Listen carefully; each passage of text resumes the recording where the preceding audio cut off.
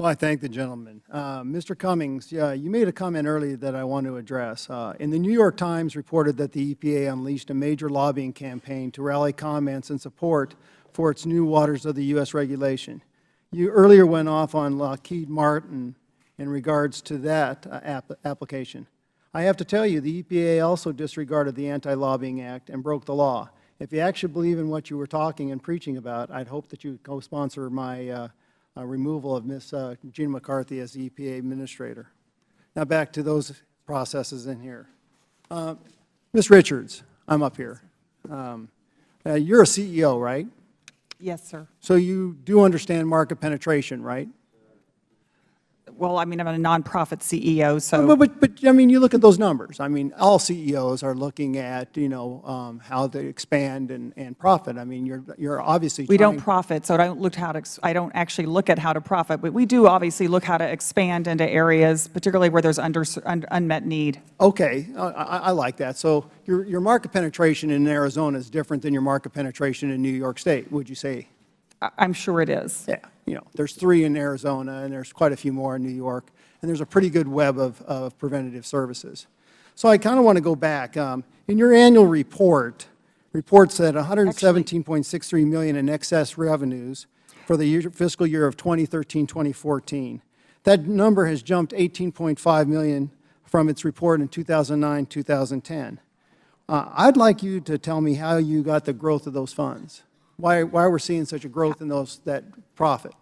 Well, it's not so let me just be really clear, just in terms of terminology. It's not profit. It's revenue that we use for services. So one example. So would we agree that it's excesses of revenue over expenses? Correct. Okay. Exactly. So how do you explain that? Right. It's from fundraising. That's what I spend a lot of my time doing. And so there are areas of the country where we want to expand. To your question about if you only have one health center in a state and you think that there's more need. So we are involved currently in raising money and spending it. Okay. We just opened a new health center. You gave me a great answer. I could give you several examples. You fundraised, and I think that. So.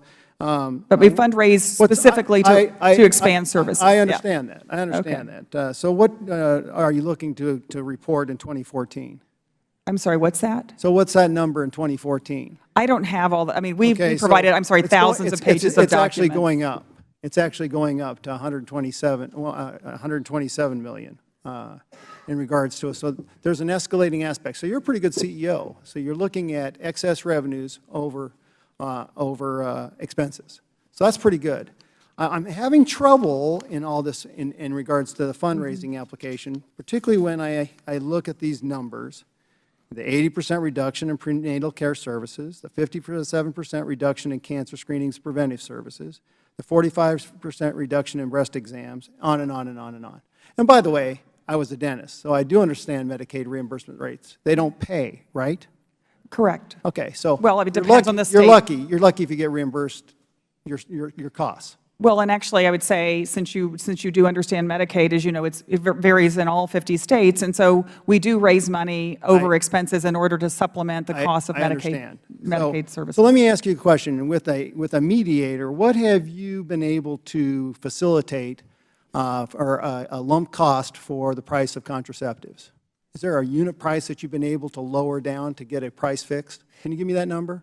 I don't. No, I actually don't, and I don't. It's being reported by those numbers that it's about $3 that you're paying for the average contraceptive. Actually, I don't want to. It's very much all over the map, as you know, and it depends on what. On the average. And so it's not. I really actually I disagree with you. I don't think that fact is correct. This is a very salient point because this is a profit center. Because what ends up happening, you're reimbursed by the federal government and Medicaid at $35, right? So if we're truly looking at mediation and spreading the wealth of the pharmaceuticals, when we get a break, we ought to pass it on. Don't you agree? Well, as you know. No, don't you agree? Because that facilitates more services, does it not, Ms. Richards?